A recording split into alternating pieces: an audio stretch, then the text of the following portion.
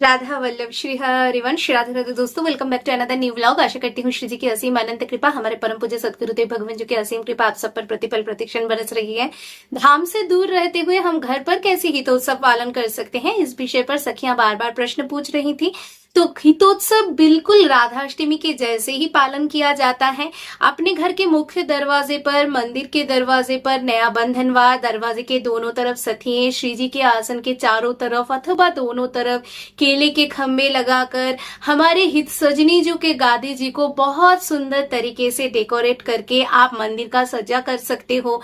श्री जी को और हित सजनी जी को शीतल आहार का भोग निवेदन कर सकते हो। शीतल आहार मतलब गर्मी के मौसम में स्पेशली शरबत और फल का सलाद, यही निवेदन करने का प्रचलन है। इससे अधिक कुछ आपको घर में करने की जरूरत नहीं है। बाकी तो जैसे राजभोग लगता है, शयन भोग लगता है, वैसे ही आप लोग करोगे।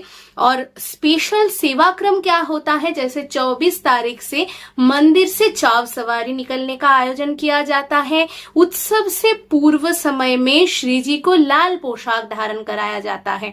26 तारीख अर्थात हितोत्सव के पहले दिन श्री जी को लाल पोशाक धारण कराया जाता है। बड़े रास मंडल में रात्रि जागरण होता है। ढाणी ढाणिन का नृत्य होता है। ढाणी ढाणिन का नृत्य जैसे राधाष्टमी पर भी होता है। जिन महात्मा का प्राकट्य उत्सव हम पालन करना चाहते हैं, उन महात्मा जन का और उनके वंशजों का, पूर्वजों का यशगान करना ही ढाणी ढाणिन का नृत्य का और गान का उद्देश्य होता है। तो यहाँ पर हितोत्सव पर हमारे हित सजनी जी का लीला यशगान और उनके पूर्वजों का यशगान किया जाएगा। 27 तारीख हमारे हित सजनी जी का प्राकट्य तिथि है अरुणोदय में। इस दिन मोहिनी एकादशी है। श्री जी का मुकुट धारण होगा और श्री जी को पीले रंग के पोशाक पहनाई जाएगी। इस दिन से 553वां हिताब्द का शुरुआत हो रहा है। सेकंड में हमारे हित हरिवंश महाप्रभु जी का छठी उत्सव मनाई जाएगी और इस दिन समाज में बधाई गायन होगा। और 6 में हित हरिवंश महाप्रभु जी का दष्टौन उत्सव बहुत ही धूमधाम के साथ पालन किया जाएगा।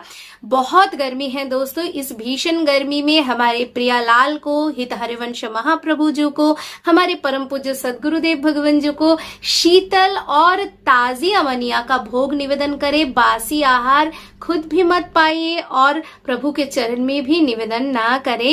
हिताचार्य चरण के दिखाए गए हितोपासना के रीति में बासी आहार पाना बिल्कुल ही निषिद्ध है। अगर हितोत्सव के बारे में आप लोगों को और भी कुछ जानकारी की आवश्यकता है तो कमेंट सेक्शन में पूछ लीजिएगा। जितनी भी जानकारी है उस हिसाब से आप लोगों को उत्तर देने की चेष्टा करूंगी। तब तक के लिए श्री राधा वल्लभ श्री हरिवंश श्री वृंदावन धाम श्री वनचंद्र जी की जय।